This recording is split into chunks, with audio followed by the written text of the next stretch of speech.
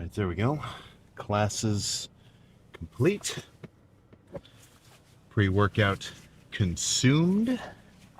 2 scoops of Bloodshot Roaring Grape combined with 1 scoop of the bubblegum, well, the grape bubblegum hostility.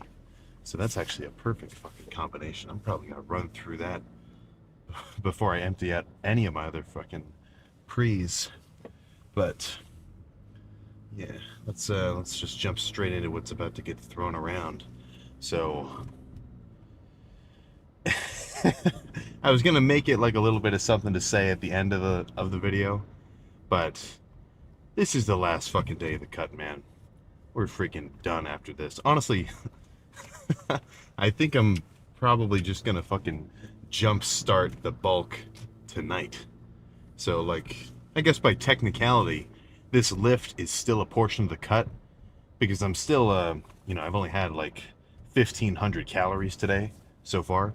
So this is not a bulked lift, but I'll still call this like the end of the cut, like the last day, because it's not like I bulked the whole day, but the floodgates are going to be opened after this chest pump. I think I'm going to stop at Cane's or something, get some kind of fucking treat.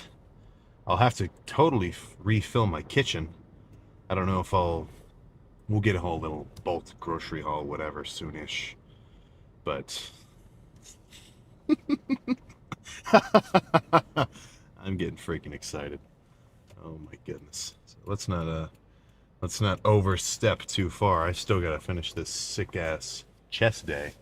Right, I gotta focus on what's at hand. So incline barbell bench is probably gonna be the main heavy lift, or like, the heavier sets for chest. And then there's a machine press, which I kind of like.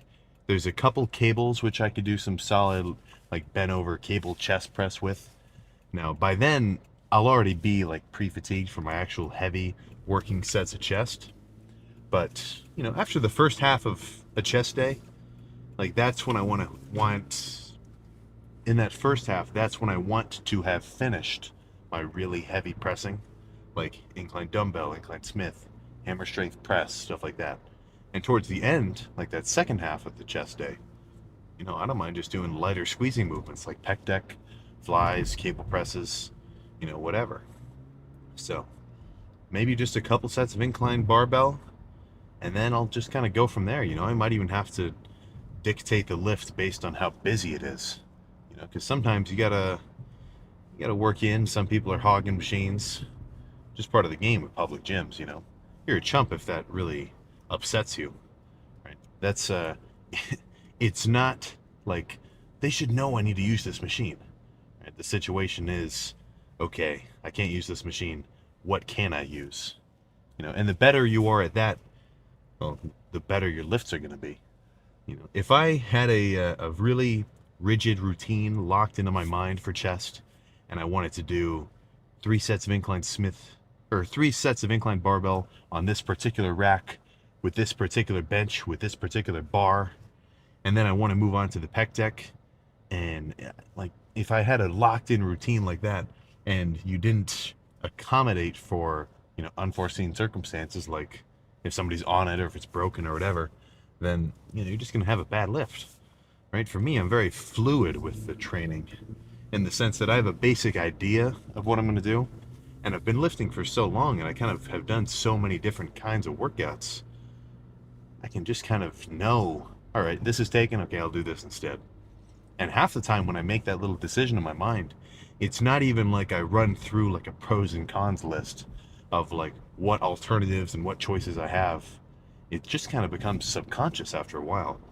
Like, oh, the hammer strength press it's taken? Okay, I'll do Smith.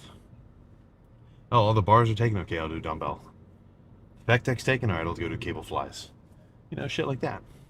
So once chest is done, I've got side delts and calves at the end. Side delts is pretty basic. I'm just going to spam lateral raises. I think I'll decide how it looks. But for the most part, my shoulders are pretty much, not overly developed. Like, they're not just jumping out at you. Like, what the fuck? But, relative to my arms, they are kind of big enough, especially in like back double bi shots and stuff like that.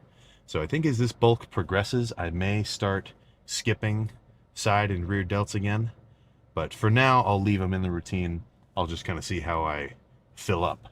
Because over this next week of just eating, 5,000, 6,000 calories per day, like, I'm going to jump up from, 233, that was my morning weight this morning, to probably at least 240, maybe even like 242. But that's just, I'm not totally sure about that. We'll have to see. And that's not muscle. That's just going to be intramuscular, like water, glycogen, sarcoplasm, if you want to get real fancy with it, shit like that. So that's that initial jump is just me transitioning from a relatively empty state way down here, because I haven't been eating in a surplus. I've actually been eating in a slight deficit.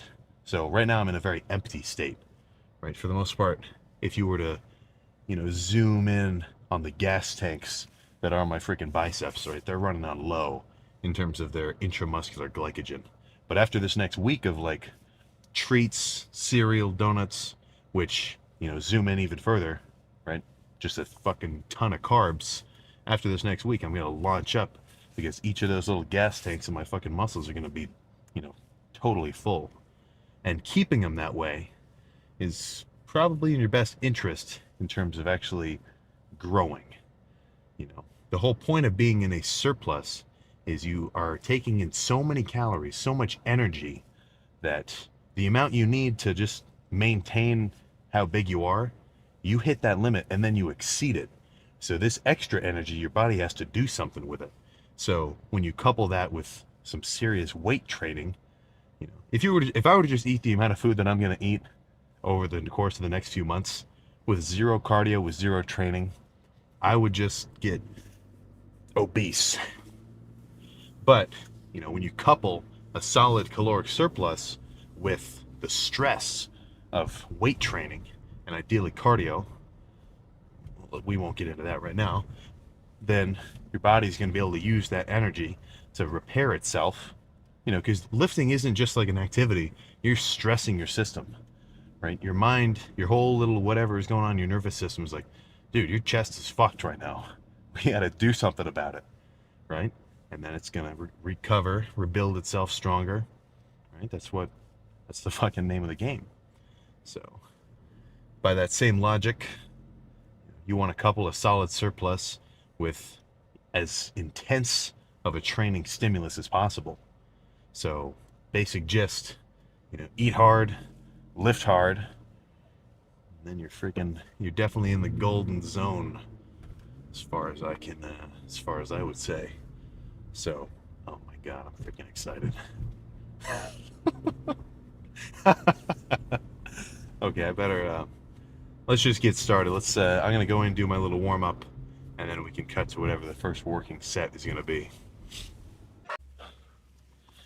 All right, so calves was, well, let's just break down the whole lift. Shoulders was sick. Chest was solid as well as a starter. Solid calf pump too. I like that calf raise machine. But when I was fucking throwing the plates off the calf raise, I smushed the fuck out of my middle finger right on the tip of it. I don't know if you can, whatever, this thing is fucked. Kind of a little bit of a downer on the last day of the cut, but what are you gonna do? Shit.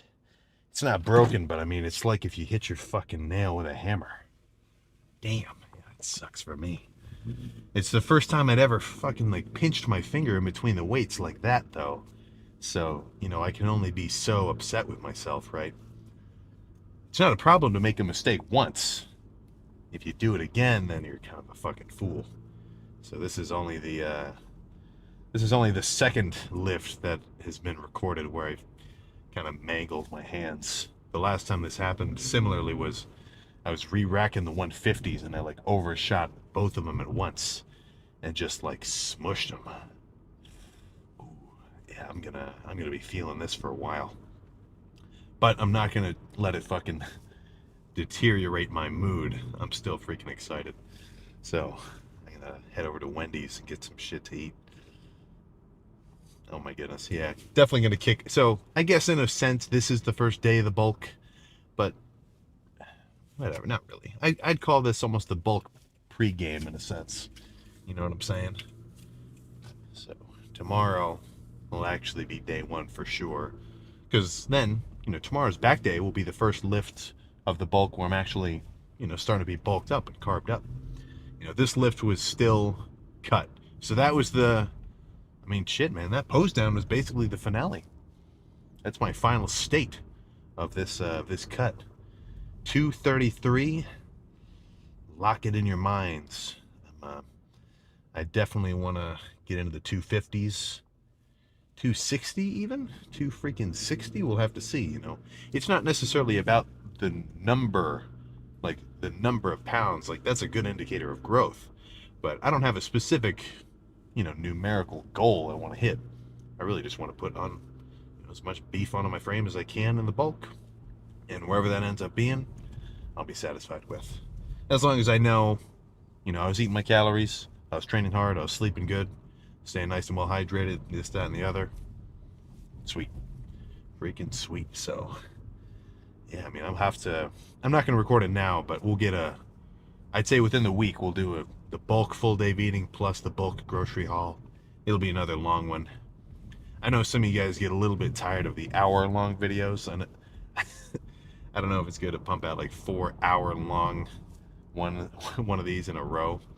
So maybe I'll kind of spread out those extra ones over the course of time instead of just spamming them all at once. But do I even know the way to get to that Wendy's? Who cares? We'll just drive around for a little bit anyway. So, back and rear delts is on the agenda for tomorrow. That'll be a solid lift. Plus, actually being carved up, I mean, that'll be freaking sick. Should be as wide of a back pump as I've had in recent weeks. Just from being in a deficit, I am technically smaller. All my muscles are kind of shrunk down to pretty much their smallest state because they're not full of glycogen and water and whatever else.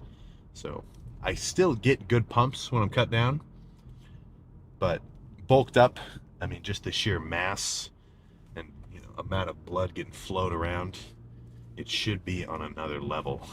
I think that's kind of why I'm usually like a little bit more giddy with the pump checks when I'm bulked up, just because that's when I'm like legit just fucking like gargantuan relative to what I normally am, you know what I'm saying? So that'll be freaking cool. That will be freaking cool. Now, even though I'm gonna start the bulk, cardio will not stop. Cardio is not gonna stop just because I'm bulking. If anything, I won't say it's more important to do cardio on a bulk than it is on a cut, but dude, you got to do your cardio whether you're maintaining, gaining, bulking, cutting, whatever. I don't understand why you wouldn't want to. I hear the argument a lot, like, if I burn 300 calories on the bike, then I'm going to have to eat another 300 calories to make up for it. Dude, you can get 300 calories down in 0.01 seconds. 300 calories is not a lot. And just by doing the cardio, you're going to be hungry for those 300 calories. You didn't just burn them off. Well, I guess you did, but what I'm trying to say is you just burned off 300 calories. So now your body's kind of telling you like, okay, I got to eat 300 more. Right? I don't... Skipping it, dude. I think you're seriously just leaving gains on the table. For me, I mean, I feel like I have a better appetite on the bulk when I do my cardio on a consistent basis, just because I'm, freaking a little bit more of a efficient machine in a sense. The more calories that you burn per day, right, the more calories that you're going to need to stay the same weight. So it's going to be easier for you to be hungrier, if you kind of catch my drift. So let's get ready for this freaking first order. Now, when I eat all my, I guess what the general public would consider trash in terms of just hitting my caloric needs, if I actually like started putting on excess body fat, then I'd pump the brakes and I'd just be doing chicken and rice. But, calories are calories. So getting food into your system to a point where you actually gain weight, right? That's what determines whether or not you're bulking successfully, or if you just think you're bulking and you're really just maintaining your weight. You know, anytime anybody ever asks me, dude, how can I, what do I need to, what kind of foods do I need to eat to bulk? To an extent, I kind of just say like, whatever you like. Obviously get your protein in from dedicated protein sources, meats, fish, eggs, chicken, dairy, right? Shit like that. I'm a bit of a animal protein advocate, but as long as you do that, and then if you're just trying to get that scale to change upward and you can't, like you're having trouble with it, eat some sweets, man. Anything that you can do to get calories into your system, right? That's what you're gonna have to freaking do. So, vice versa is true if you're trying to cut down. If you think that you're dieting, but you're really just staying the same weight, you're getting too much calories in the system. So you gotta, pump the brakes. Maybe eat some stuff that's a little bit more, or a little bit less calorically dense. If I were to eat a bowl of Cinnamon Toast Crunch on my diet, like, sure, I could do it, but it wouldn't fill me up that much as like, eggs and keto bread would.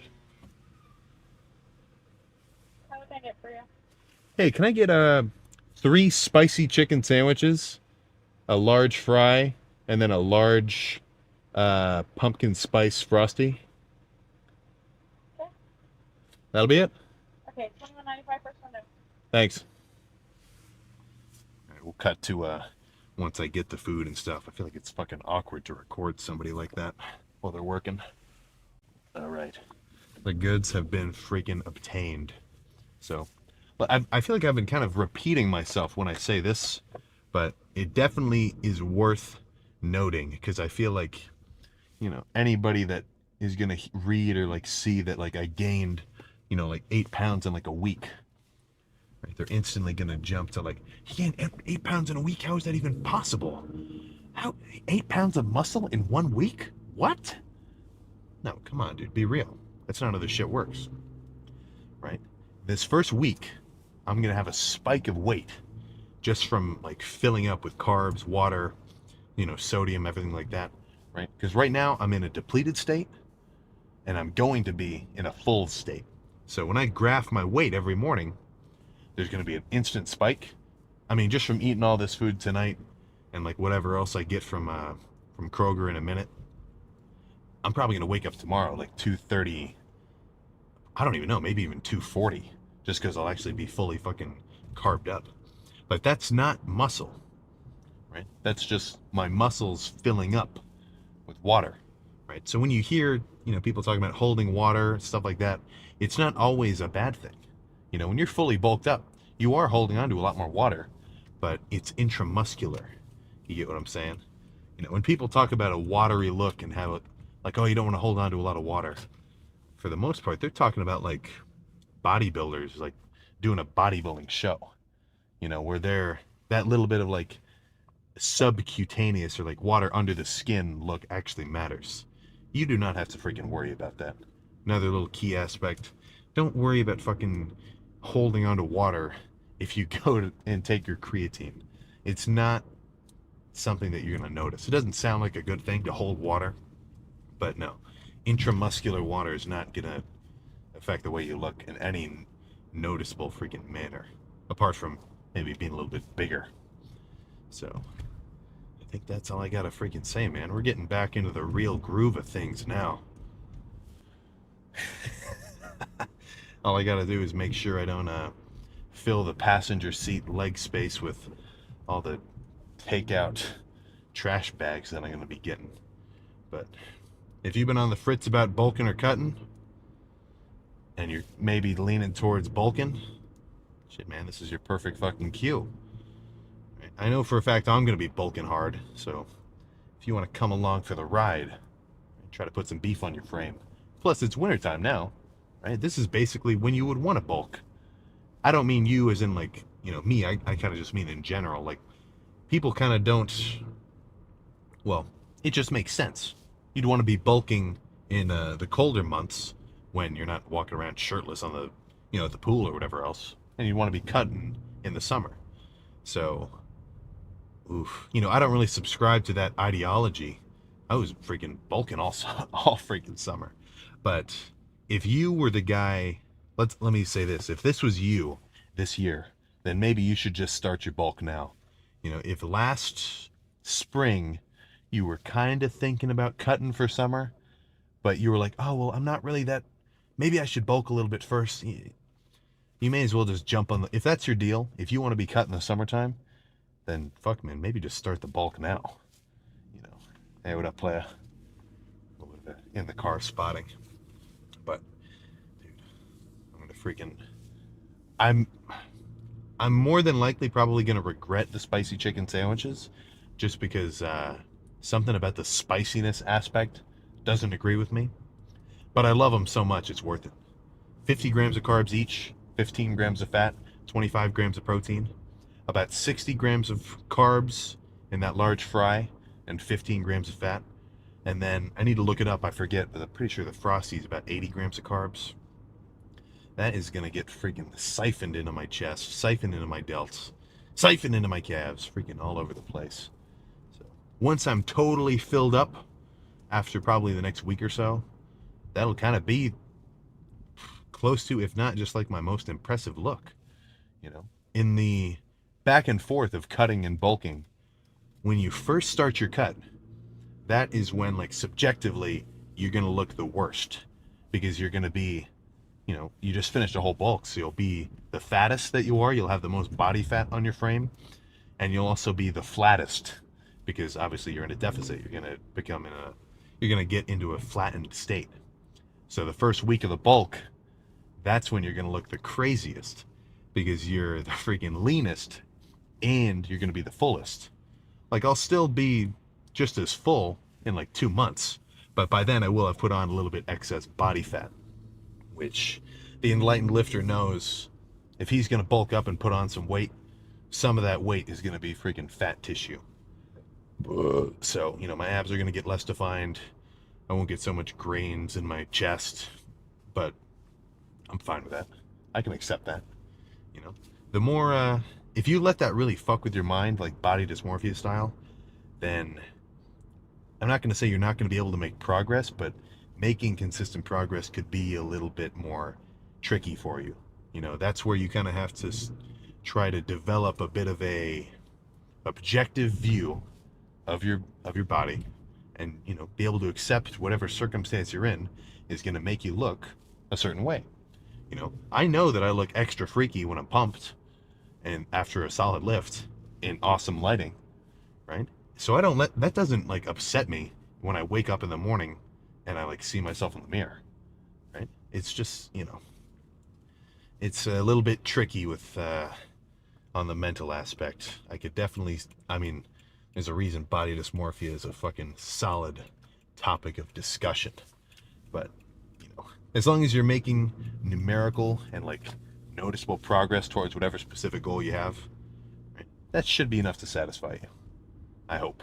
I don't know. I mean, I'm not you. I can't analyze your specific situation, but you get what I'm saying. If you're bulking, you gotta accept losing the abs a little bit at the benefit of strength and size. And if you're cutting, you gotta accept some strength loss and dealing with being fucking hungry all the time for the benefit of losing body fat, either for the purpose of just bulking again, or, I don't know, just to fucking look cool. Being lean is fucking badass. Being bulked is badass. This whole fucking situation, I love it. You know, bulked, cut, whatever. And if you can be satisfied in either state, like at once, well, not at once, but, you know, if you're happy bulking and you're happy cutting, then you're just setting yourself up to have a fucking good time. So I'm excited I'm just freaking excited all around. I will freaking see you next time, boys.